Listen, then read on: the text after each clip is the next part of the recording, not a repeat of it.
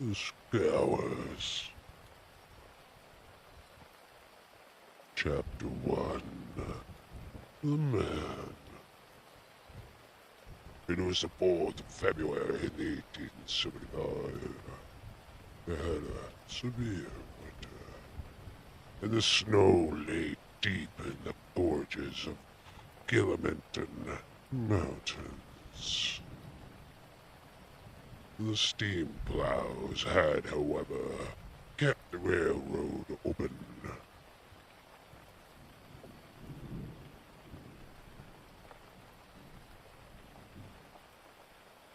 In the evening train, which connects the long line of coal mining and ironworking settlements, was slowly groaning its way up the steep gradients which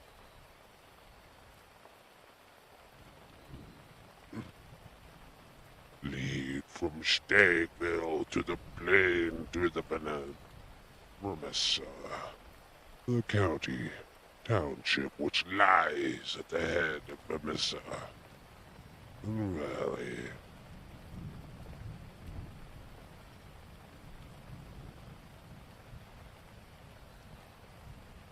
From this point to the back sweeps downward to Buxton's Crossing, Helmdale, and purely architectural county of Mexton was a simple track railroad, but at every siding were numerous lines of trucks piled with coal, and even told of the hidden wealth which had brought a wide population bustling to life this most desolate corner of the United States of America.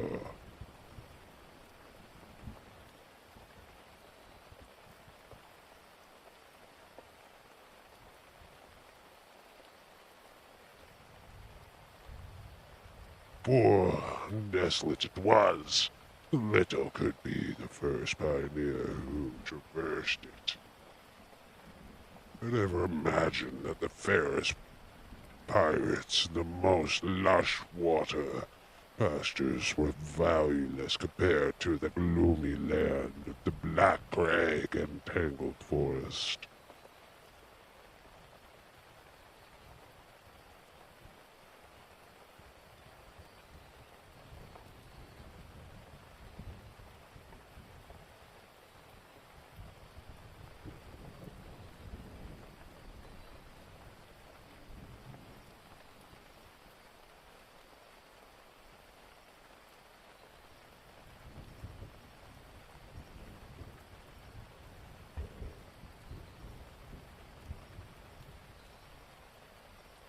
Above the dark and often scarcely penetrable woods upon their flanks, the high, bare crowns of the mountains, white snow and jagged rock towered upon each flank, leaving a long, wading, texturous valley in the court center. Up this little train was slowly crawling. Oil lamps had been lit, and the loading passenger car, a long have carriage which some 20 or 30 people were seated. The greater number of these were workmen returning from their day toil in the lower part of the valley. At least a dozen, by their grim faces and the safety lantern which they carried, proclaimed themselves miners. These sat smoking in a group and conversed in low voices, glancing occasionally at the two men on the opposite side of the car. His uniforms and badges showed them to be policemen.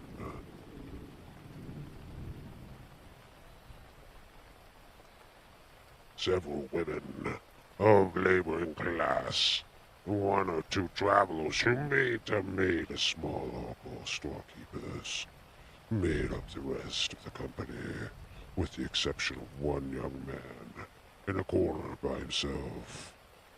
It is with this man how we are concerned. Take a good look at him, for he is worth it. He is fresh complexion, middle-sized young man, not far, would have guessed, from his 13th year. He has large, shrewd, humorous gray eyes which twinkled inquisitively from time to time as he looks around through his spectacles at the people about him. It is easy to see that he is of a sociable and possibly simple disposition, anxious to be friendly to all men. Anyone could pick up him at once as gregarious in his own habits. He has communication with his nature, with a quick wit and a ready smile. And yet the man who studied him more closely might discover a certain firmness of jaw and a grim tightness with the lips, which would warn him that there are more depths beyond than this pleasant, brown-haired young Irishman might conceivably leave his mark for good or evil upon any society to which he was introduced. Having made one or two tentative remarks about the nearest miner, and receiving only short, gruff replies, the traveler resigned himself to uncongenial silence, staring moodily out the window at the fading landscape. It was not cheery prospect, though the growing gloom there pulsed the red glow of the furnace on the sides of the hills. The great heaps of slag and dumps of cinders loomed up on each side, with the high shafts of the colliers towering above them. Huddled groups of mean wooden houses, the windows of which were beginning to outline themselves in light, were scattered here and there along the line, and the frequent halting places were crowded with the swarthy inhabitants. The iron and coal valleys of the Vermisia district were no resorts for the leisured or the cultured. Everywhere there were stern signs of the crudest battle of life, with the rude work to be done, and the rude-wide, strong workers who did it.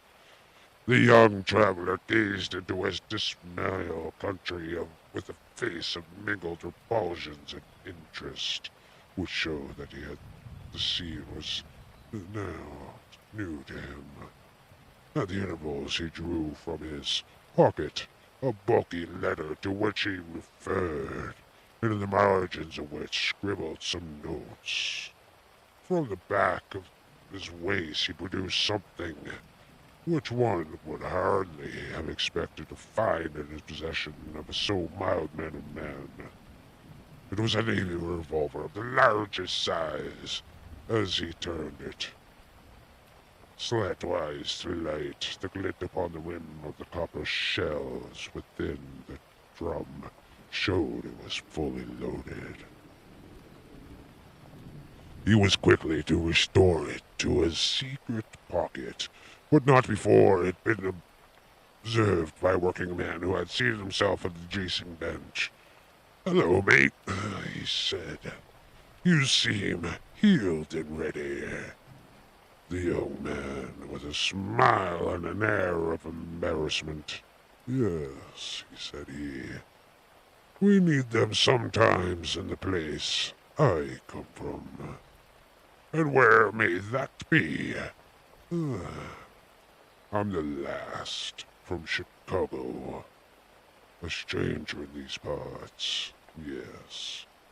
"You may find you need it here," said the workman. "Ah, is that so?" The young man seemed interested. Have you heard nothing of the doings hereabouts?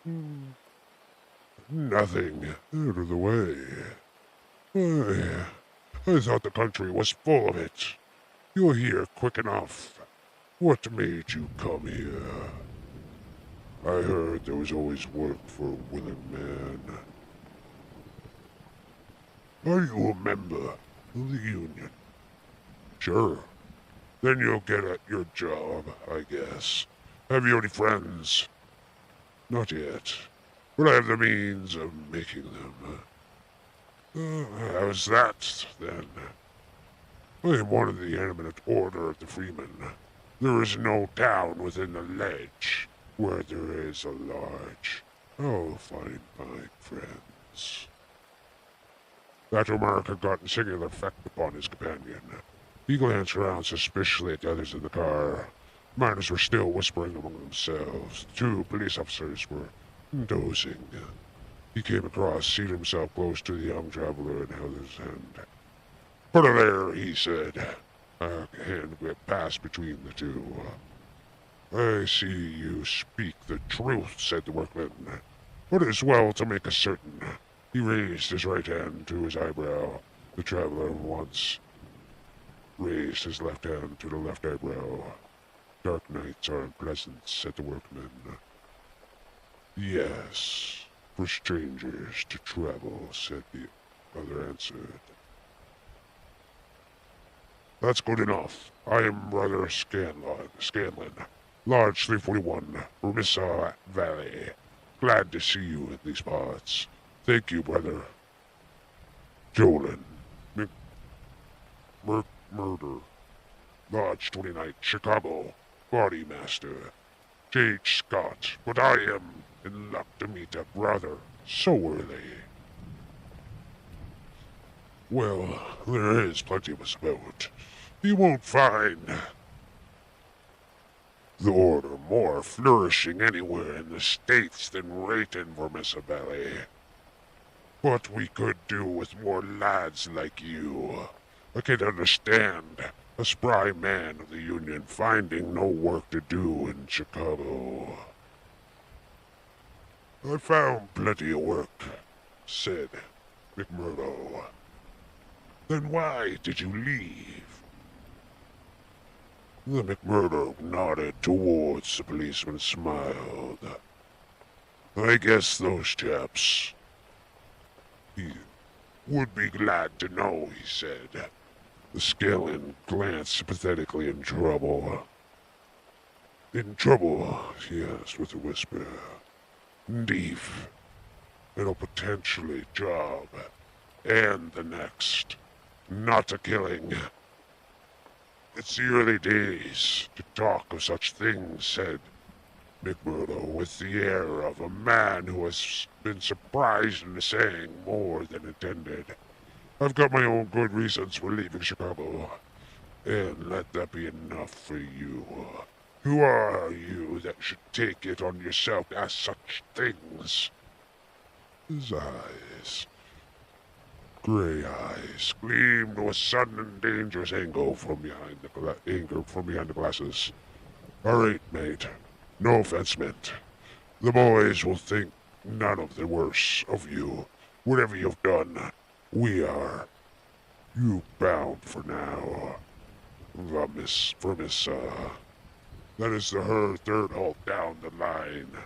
Where are you staying?" McMurdo took out an envelope and held it close to the murky oil lamp. "Here's the address. Jacob Shafter, Sheridan Street. It's a boarding house that was recommended by a man I knew in Chicago." "Well, I don't know about it, but Vermissa is out of my boat. I live at husband's patch, and that's where we are drying up by. But say, there's one bit of advice I'll give you before we part. If you're in trouble in Vermissa, go straight to the Union House and see the boss, McGinty. He is the body master of Vermissa Lodge, and nothing can happen in these parts unless Black Jack McGinty wants it. So long, mate. Maybe. We'll meet in the lodge one of these evenings, but mind my words. If you're in trouble, go to Boss McGinty. Scaling descended and McMurdo was left once more to his thoughts. Nights, a new fallen, and the flames of the frequent furnaces were rearing and leaping into the darkness. Against the lurid background, dark figures were bending and straining, twisting and turning with the motion of which the windlass, to the rhythm of the external clank and rear.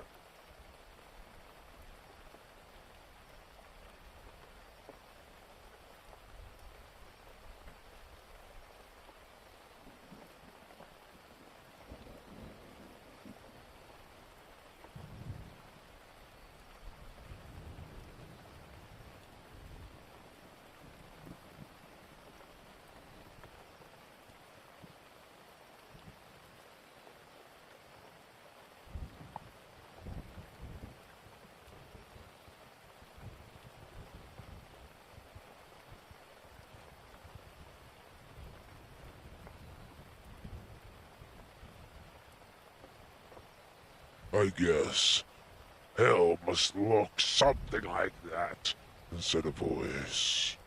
McMurdo turned around at one of the policemen, shifted his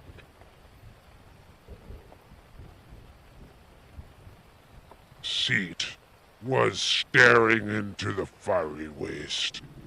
For that matter, said the other policeman, I'll allow that hell must be something like that.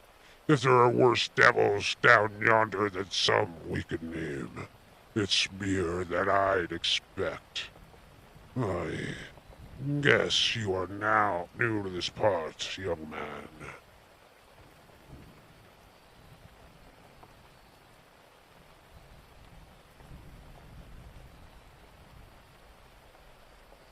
Well, what if I am? McMurdo answered in a surly voice.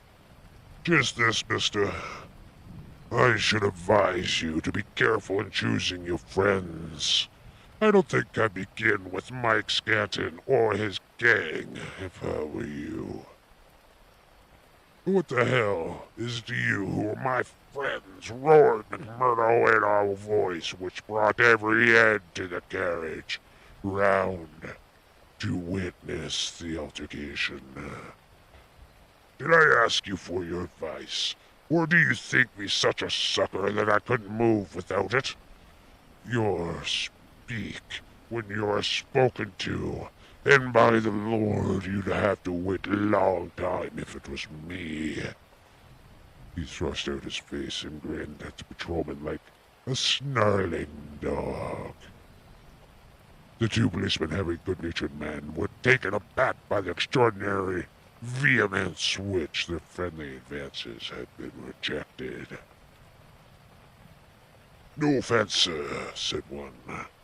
It's merely a warning for your own good. Seeing that you are, by your own showing, new to the place.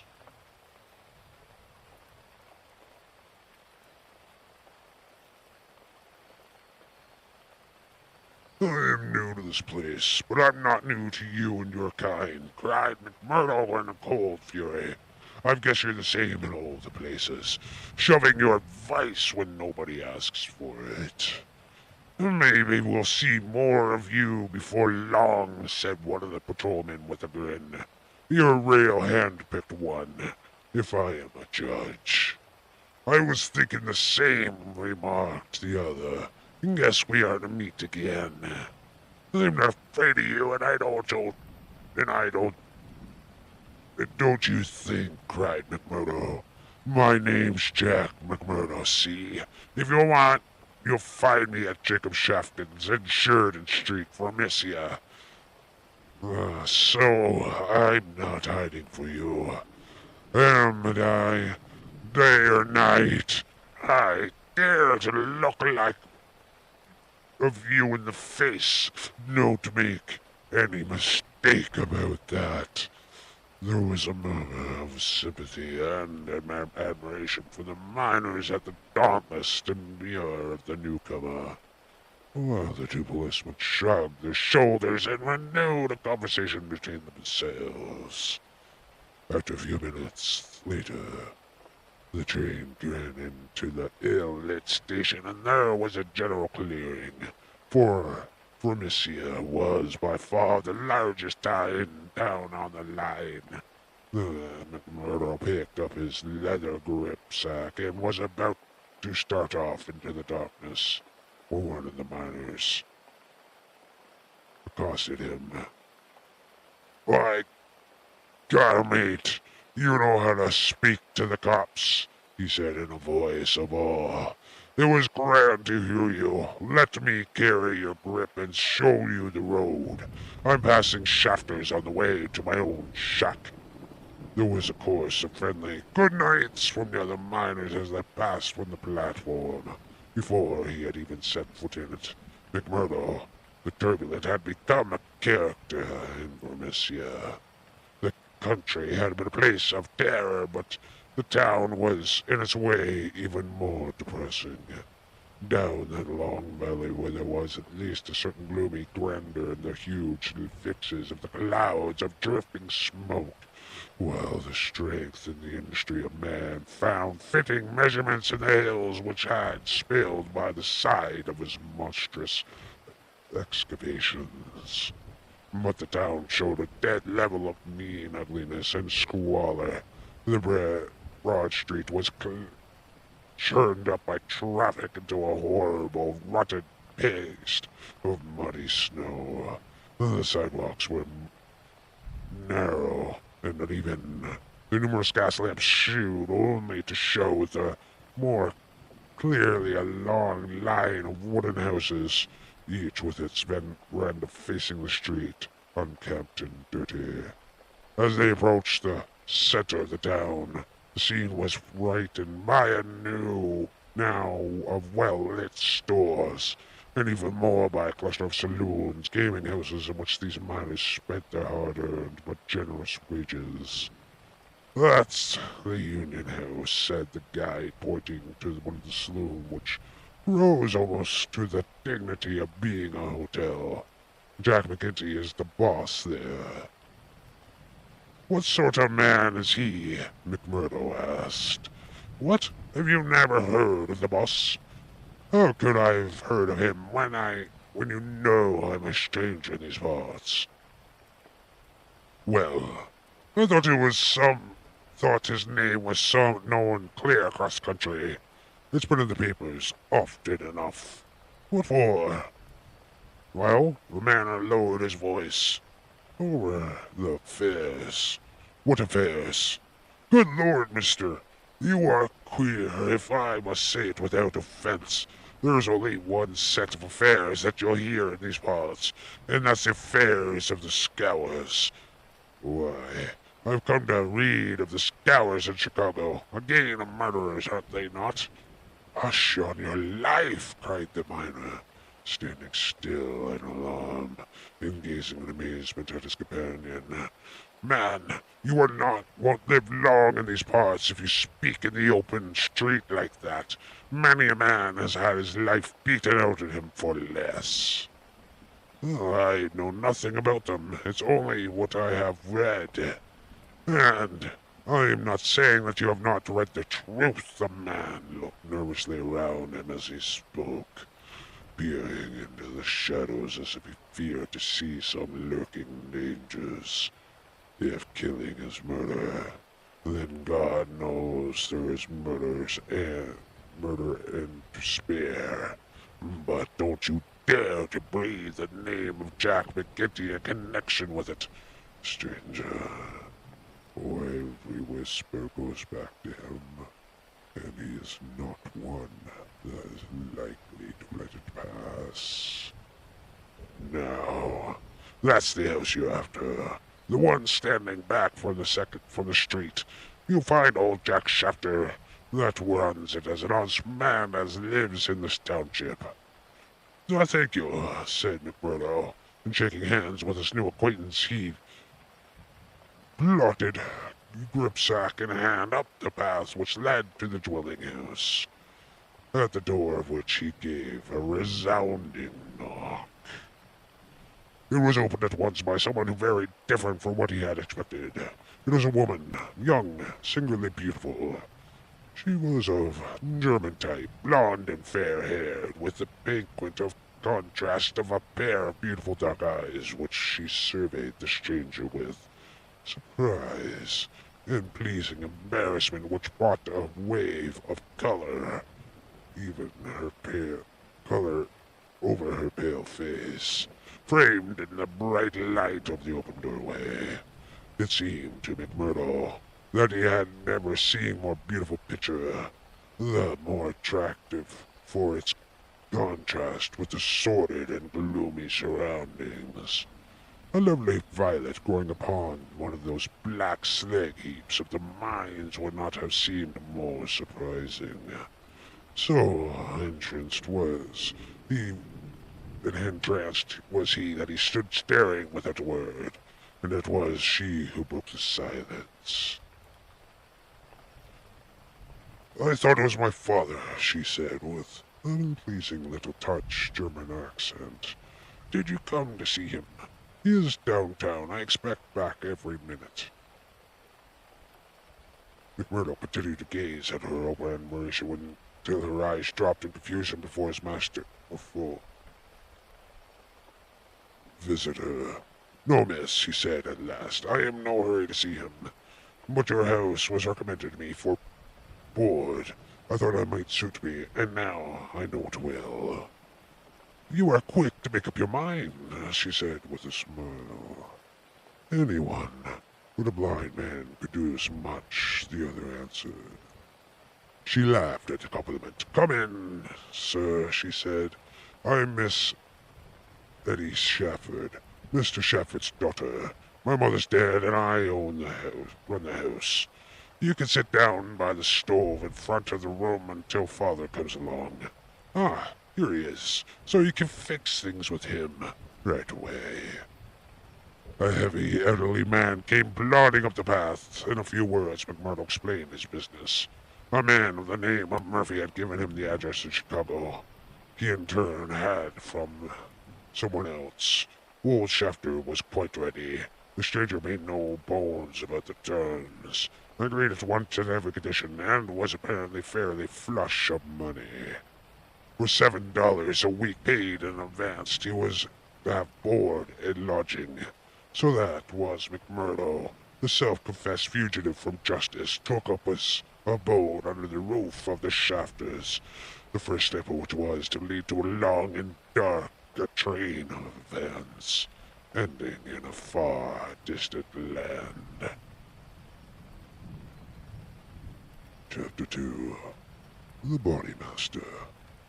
McMurdo was a man who made his mark quickly. Wherever he was, the folk around him soon knew it. Within a week, he had become infinitely most important person at Shafters.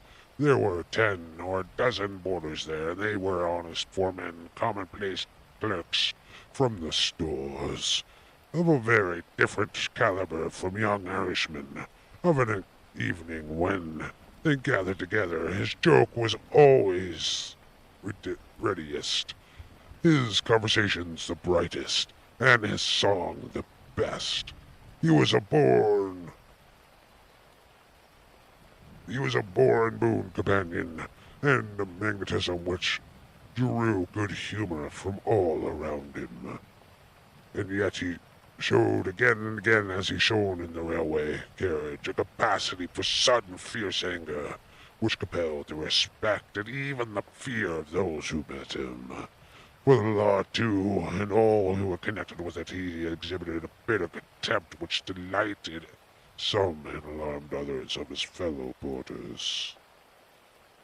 From the first he made it evident by his open admiration that the daughter of the house upon his heart, from the instant that he had set eyes upon her beauty and her grace. He was no backward suitor. On the second day he told her that he loved her, and from onward he repeated the same story with an absolute disregard of what she might say to discourage him. Someone else, he would cry. Well, that's the worst luck for someone else. Let him look out for himself, as am I to lose life's chance and all my heart's desire for someone else. You can keep on saying no, Eddie. The day will come when you say yes, and I am young enough to wait. He was a dangerous suitor with his glib Irish tongue and his pretty coaxing ways. There was something about him also, that glamour of experience and of mystery which attracts a woman's interest. And finally, her love. He could talk of the sweet valleys of the country Manningham, from which he come, of that lovely distant land, the low hills and the green meadows of which seemed to be more beautiful than imagination viewed from his place of grime and snow. Then he was versed in the life of cities in the north of Detroit, in the lumber camps of Michigan, and finally of Chicago, where he had worked in a planing mill, and afterwards came the hint of romance. The feeling strange thing happened to him in that great city, so strange and so intimate that they might have been not have spoken of. He spoke wistfully of a sudden leaving and a breaking of old ties, a flight to a strange world ending in his dreary valley. And Eddie listened, her dark eyes gleaming with pity and sympathy. Those two qualities which may have been so rapidly and so naturally to love. McMurdo had obtained a temporary job as a bookkeeper, for he was a well-educated man. This kept him out most of the day, and he had not found occasion yet to report himself to the head of the lodge for the eminent order of the freemen. He was reminded of his mission, however, by a visit to one from Mike Scanlon, the fellow member who he had met in the train. Scanlon, the small, sharp-faced Renewer's black-eyed man, seemed glad to see him once more. After a glass or two of whiskey, he broached the subject of his visit. "Say, McMurdo," said he, "I remembered your address, so I made a bold to call. I'm surprised you're not reported to the bodymaster. Why haven't you seen the boss McGinty yet?" "Well, I had to find a job. I have been busy." "You must find the time, if you have none for anything else. Good Lord, man, you're a fool not to have been down to the Union House and registered your name in the first morning after you got here. If you run against him, well, you mustn't, that's all." McMurdo showed a mild surprise. "I've been a member of the lodge for 2 years, Scanlon. I have never heard that duties were so pressing and all that." "Maybe not in Chicago." "Well, it's the same society here." "Is it?" Scanlon looked at him long and fixedly. There was something sinister in his eyes. "Isn't it? You'll tell me in a month's time. I hear you had talked with the patrolman after I left the train. How did you know that?" "Now, it's got about things to get about for good and for bad in this district." "Well, yes, I told the hounds that I wouldn't have thought of them. By the Lord, you'll be a man after McGinty's heart." "What? Does he hate the police here too?" Scanlon burst out laughing. "You go and see him, my lad," he said as he took his leave. "It's not the police, but you.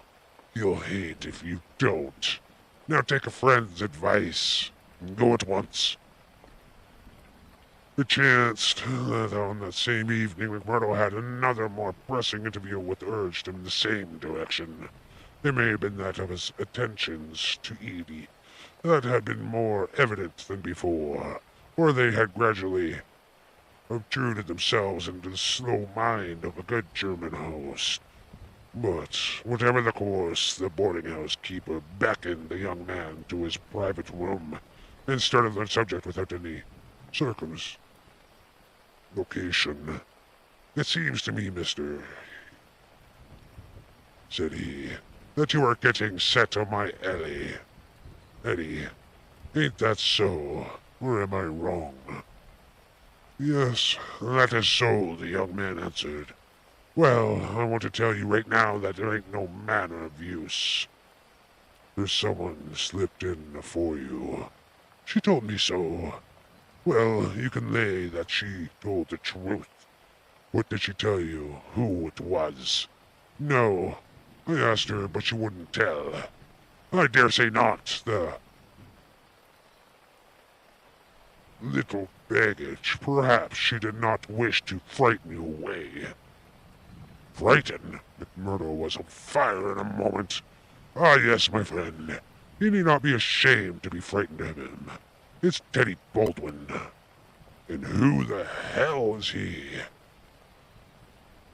He's the boss of the Scours. Scours? I heard of them before.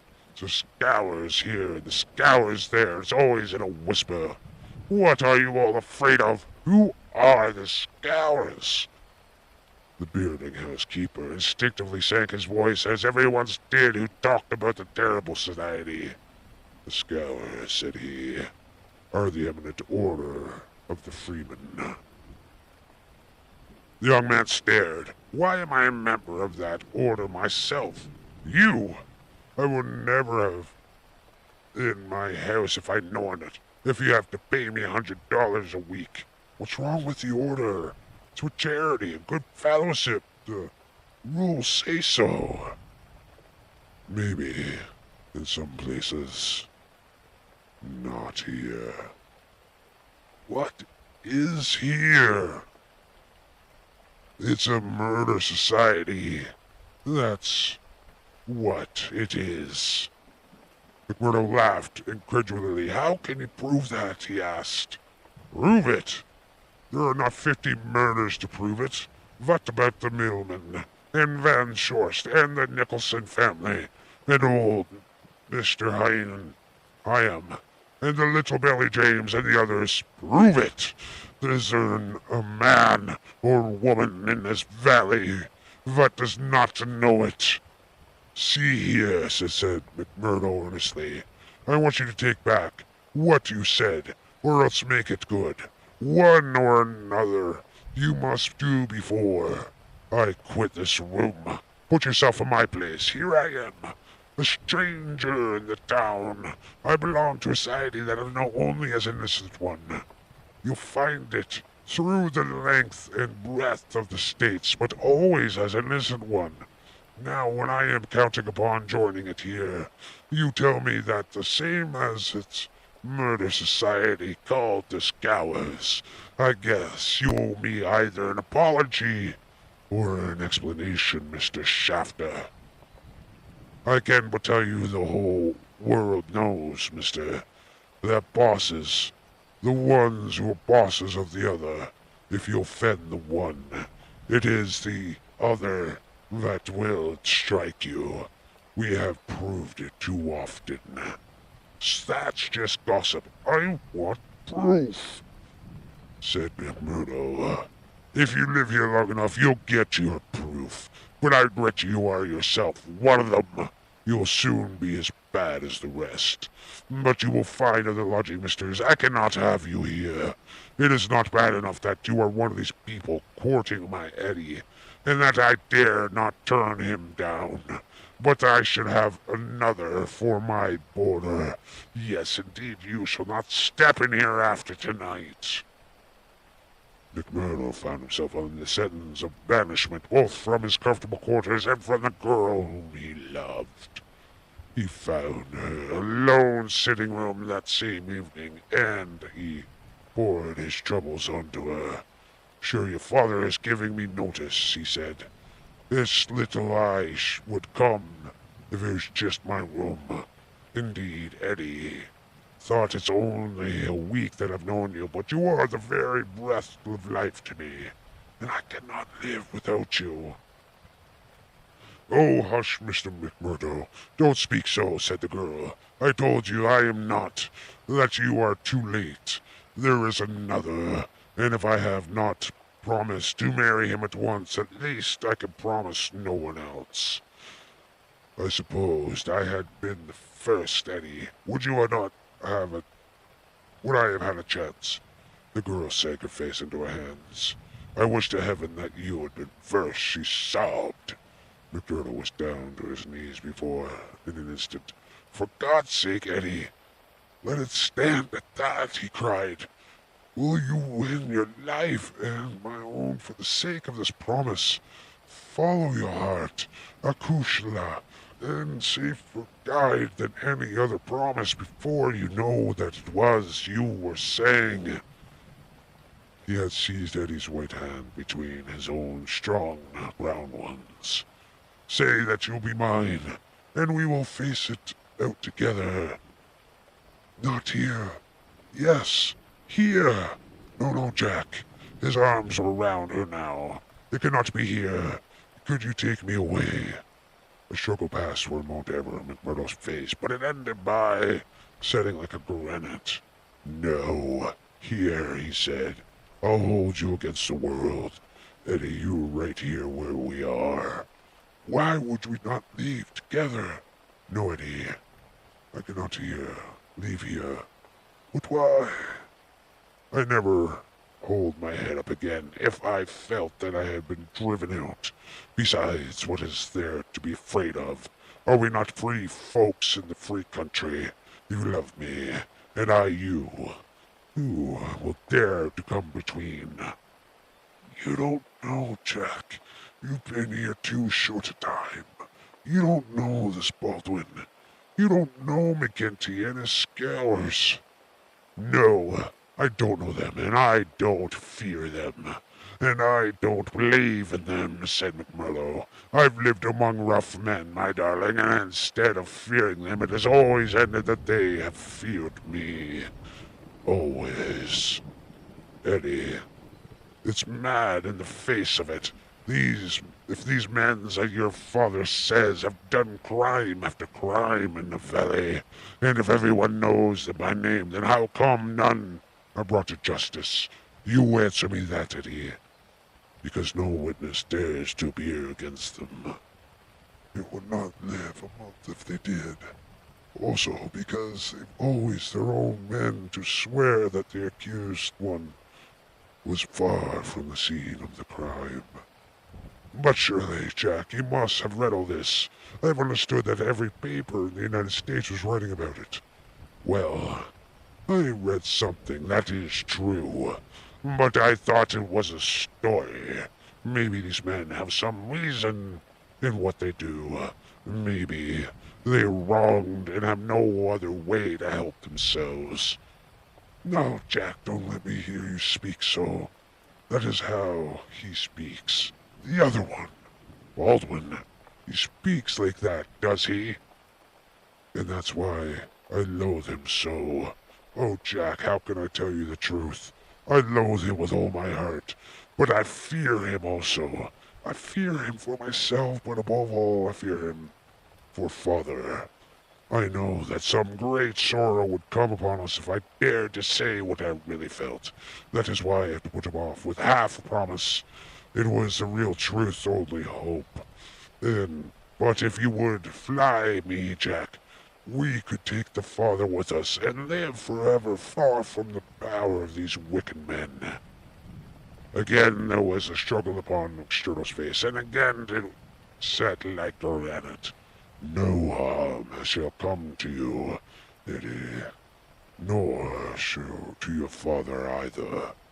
As to wicked men, I expect you may find that I am as bad as the worst of them before we're through." No, Jack. I will trust you anywhere. McMurdo laughed bitterly. Good Lord, how little you know me. Your innocent soul, my darling, could not even guess what is in passing mine. But, hello, who is the visitor? The door opened suddenly, and a young fellow swaggering in with the air. Is the master. He was a handsome, dashing young man of the same age and build as McMurdo himself. Under his broad-brimmed black felt hat, which he had trouble to remove, a handsome face with the fierce, domineering eyes and a curved, hawk-tipped bill of a nose looked savagely at the Payne who sat by the stove. Eddie had jumped to her feet with full composure and alarm. I'm glad to see you, Mr. Baldwin, she said. You were earlier than I thought. Come and sit down. Baldwin stood with his hands on his hips, looking at McMurdo. Who is this? He asked curtly. Friend of mine, Mr. Baldwin. A new boarder here. Miss McMurdo may interest you to Mr. Baldwin. The young men nodded in sturdy, surely fashion at each other. Maybe Miss Ed has told you how it is with us, said Baldwin. I didn't understand that there was any relation between you. Didn't you? Well, I can understand it now. You can take me from this young lady's mind, and you'll find a very fine evening for a walk. Thank you. I'm in no humor for a walk. Aren't you? The man's savage eyes were blazing with anger. Maybe you are humor for a flight, Mr. Boarder. That I am, cried McMurdo, springing to his feet. You never said you were more welcomed word. For the God's sake, Jack. Oh, for God's sake, said the bored, distracted Eddie. Oh, Jack, he will hurt you. Oh, it's Jack, is it? Said the Baldwin with an oath. You've come to that already, have you? Oh, Ted, be reasonable. Be kind, for my sake. Ted, if you ever loved me, be big-hearted and forgiving. I think, Eddie, that if you were to leave us alone, we would get this thing settled, said McMurdo quietly. Or maybe, Mr. Baldwin, you will take a turn down the street with me. It's a fine evening, and there's some open ground beyond the next block. I'll get even with you without having to dirty my hands, said his enemy. You'll wish you had never set foot in this house before I am done with you. No time like the present, cried McMurdo. I'll choose my own time. You can leave the time to me. See here. The surly rolled up his sleeve and showed upon his forearm a particular sign appeared to have been branded there. It was a circle with a triangle within it. Do you know what that means? I neither know nor care. Well, you will know, I promise you that. You won't be much older either. Perhaps Miss Eddie can tell you something about it. As to you, Eddie, you'll come back to me on your knees. Nine here, girl, on your knees, and then I'll tell you what your punishment may be. You're sold, and by the Lord I'll see that you weep. He glanced down at them both in fury and turned on his heel, and an instant later the cute cutter door had banged behind him. And for a few minutes Myrtle and the girl stood in silence. Then she threw her arms around him. Oh, Jack, how brave you were! What is no use? You must fly! Tonight, Jack, tonight! It is your only hope. You will have your life. I read it in the horrible eyes. What chance have you against a dozen of them, with Boss McGinty and all the power of the lodge behind them? McMurdo disengaged her hand and kissed her, and gently pushed her back into a chair. There, Kuzula, there. Don't be distracted or fear for me. I'm a freeman myself, and after telling your father about it, maybe I am no better than the others, so I don't make a saint of me. Perhaps you hate me, too. Now that I've told you as much. I hate you, Jack. While life lasts, I could never do that. I've heard that there's no harm in being a freeman anywhere but here. So why should I think worse of you for that? But if you are a freeman, Jack, why would you not go down and make friends with the Boss McGinty? Oh, hurry, Jack, hurry. Get your word in first, or the hounds will be on your trail.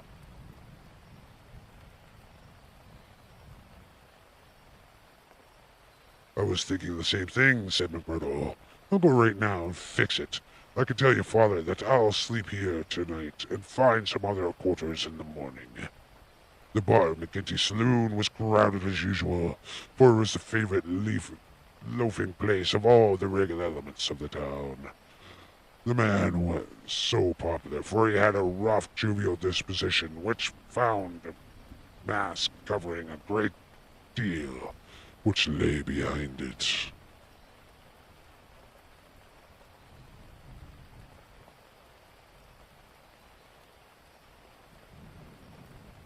But apart from this, popularity and the fear in which he was held throughout the township, and indeed the whole 30 miles of the valley and the Pass Mountain on each side of it, was enough in itself to fill his bar, for none could afford to neglect his goodwill.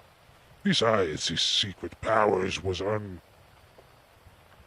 universally believed he exercised in so pitiless of a fashion. He was high public official, a municipal councillor, a commissioner of roads, elect to the office through the votes of the ruffians who turn unexpected receive favors at his hands.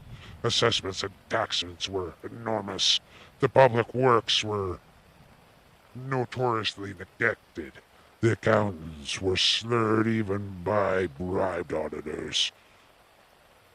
And the decent citizen terrorized into paying public blackmail, and holding his tongue lest some worse thing befall him. Thus it was that, year by year, Boss McGinty, the diamond pins became more obtrusive, his gold chains weighty across more gorgeous vests, and his saloon stretched further and further until it was threatened to absorb the whole side of the market square. McMurdo burst open the swinging door of the saloon and made his way amid the crowd of men within, through the atmosphere blurred with tobacco smoke and heavy with the smell of spirits. The place was brilliantly lighted, and the huge, flirty gilt miners upon every wall reflected and multiplied in garish illumination. There were several bartenders in their shirt sleeves, hard at work, mixing drinks for the loungers, for the fringed and the bored, bass-trimmed counter. And at the far end, with the body resting upon the bar and a cigar stuck on an acute angle from the owner of its mouth, stood a tall, strong, heavy-built man who could have been none other than the famous McGinty himself.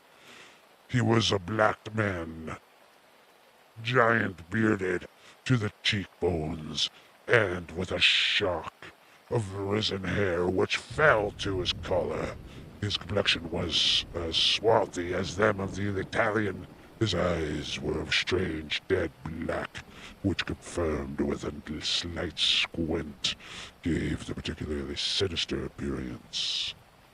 All else in this man, his noble proportions, his fine features, and his frank bearing, fitted that jovial man-to-man manners which he affected.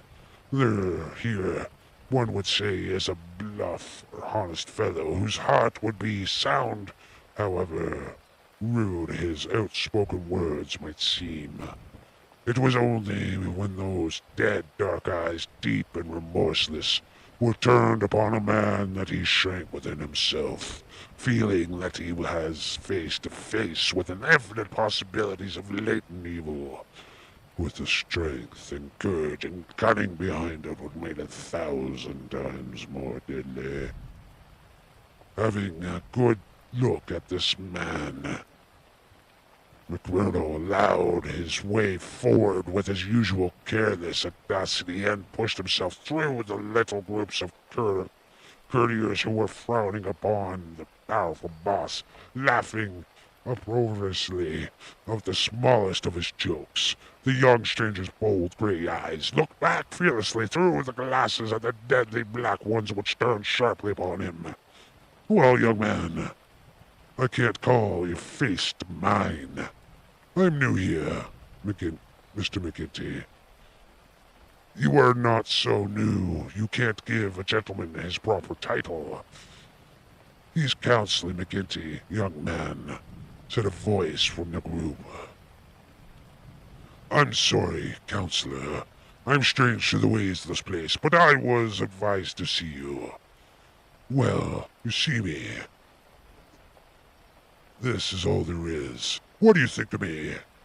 Well, it's early days. If your heart is as big as your body and your soul as fine as your face, then I ask for nothing better, said McMurdo.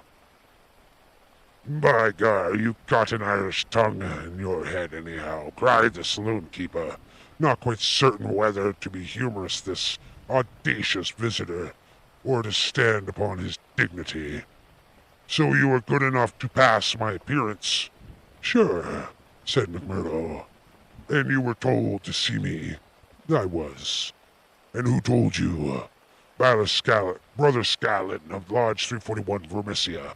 I drink to your health, Counselor, and to the health of our better acquaintance. He raised a glass which he had been served to his lips and elevated a little finger as he drank it. McGinty, who had been watching him narrowly, raised his thick black eyebrows.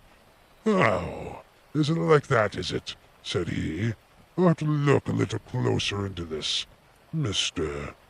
McMurdo.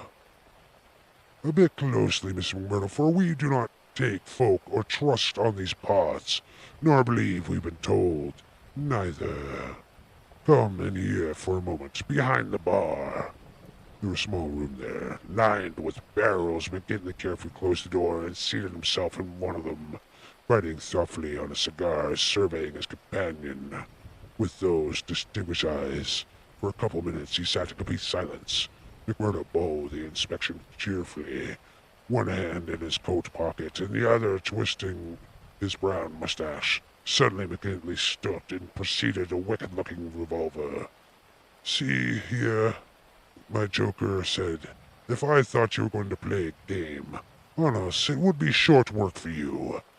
This is a strange welcome, McMurdo answered with some dignity, for the bodymaster of a lodge of the freemen, to give a stranger a brother. Aye, but it is just that same that you have to prove, said McGinty. And God help if you fail. Where were you made? Lodge 29, Chicago. When? June 24th, 1872. What bodymaster? James H. Scott. Who's your district ruler? Bartholomew Wilson. You seem glib enough in your tests. What are you doing here? Working, same as you. But a poorer job. You have your back answer quick enough. Yes, I always quick of speech. Are you quick of action? I've had that name among these who knew me best. Well, we may try to sooner than you think. Have you heard anything of the lodge in those parts? I've heard that it takes a man to be a brother. True for you, Mr. McMurdo. Why did you leave Chicago? I'm damned if I tell you that. McGinty opened his eyes that was not used to being answered in such fashion, and it amused him. Why won't you tell? Because no brother may tell another a lie. Then the truth is too bad to tell. You can put it that way, if you like. See here, mister, you can't expect me, as bodymaster, to pass into the lodge for a man whose past he can't answer. McMurdo looked puzzled. Then he looked at a worn newspaper cutting from the inner pocket. You wouldn't squeal on a fellow, said he. I'll wipe my hands across your face. You say such words to me, cried McGinty heavily. You are right, Counselor, said McMurdo meekly. I should apologize. I spoke without thought, and well I know that I am safe in your hands. Look at the clipping. McGinty glanced his eyes over to the couch sheeting of the one Jones print in the Lake Saloon Market, Chicago, in the New Year week of 1874. Your work, he asked, as he handed back the paper. McMurdo nodded. Why did you shoot him? I was helping Uncle Sam to make dollars. Maybe mine were not as good gold as his, but they looked as well and cheaper to make. This man had to help me to shove these queer. To do what? Well, it means to pass the dollars out into circulation. Then he said he would split. Maybe he did split. I didn't wait to see. I just killed him and lighted his pockets for the coal country. Why the coal country? Because I read in the papers they weren't too particular in these parts. McGinty laughed. You were first coroner, and then a murderer, and you come into these parts because you thought you'd be welcomed. That's about the size of it, McMurdo answered. Well, I guess you'll go for. Say, can you make those dollars yet? McMurdo took half a dozen of his pocket. These never pass the Philadelphia Mint, said he. You don't say. McGinty held the light in his enormous hand, which was hairy as a gorilla's. I can see no difference. Gar, you'll be a mighty useful brother.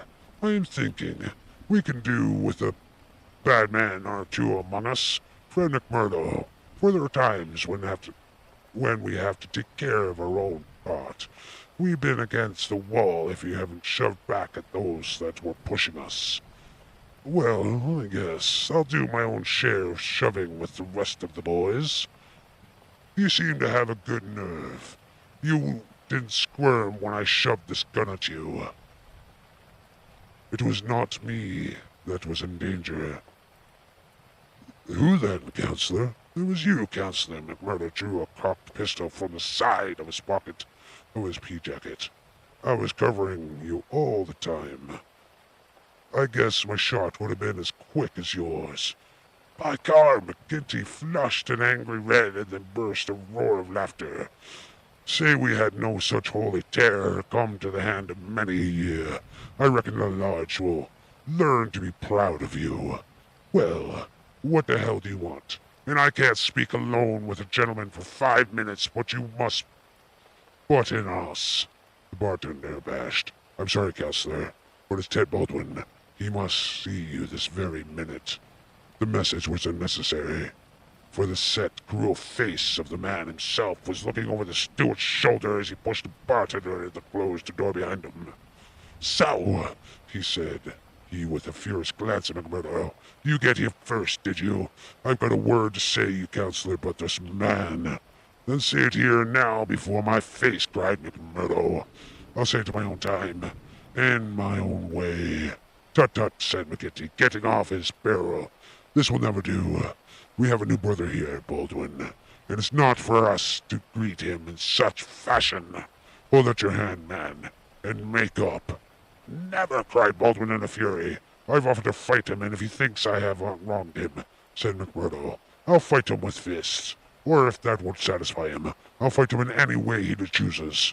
No, I leave it to you, the Counselor, to judge between us as Bodymaster should.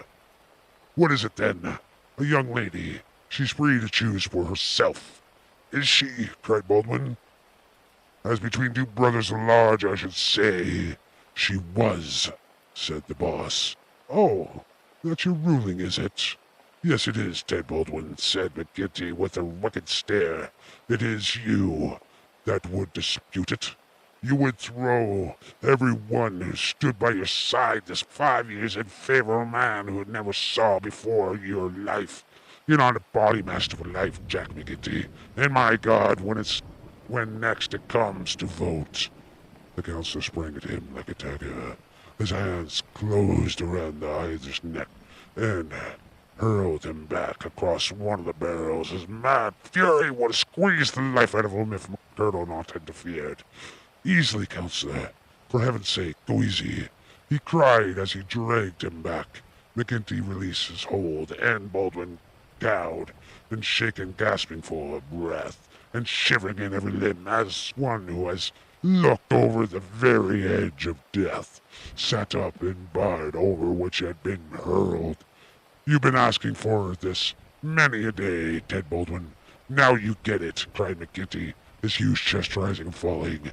Maybe you think if I voted down for the Body Master, you find yourself in my shoes?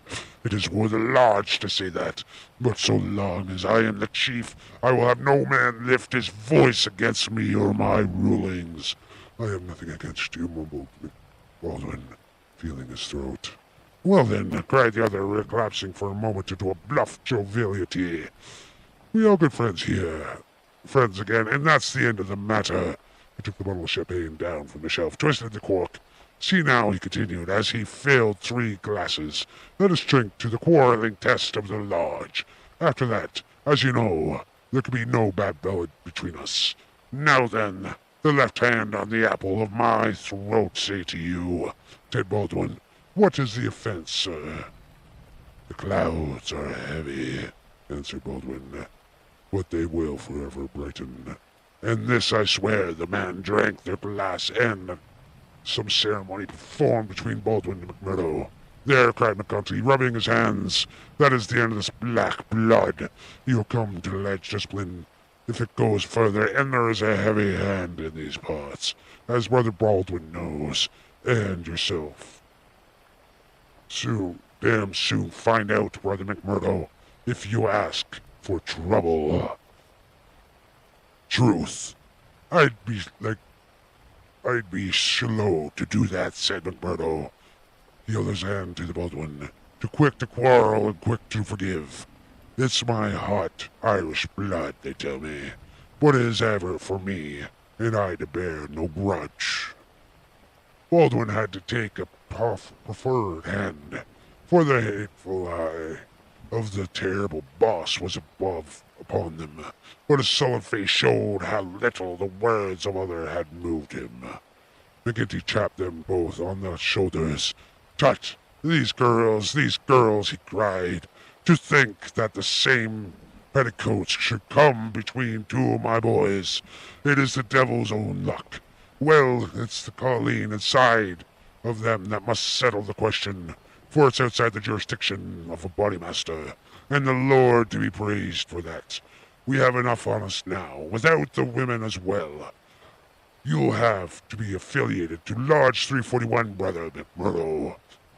We have our own ways and method different from Chicago. Saturday night is our meeting, and if you come then, we'll make you a free forever of the Vermesia Island.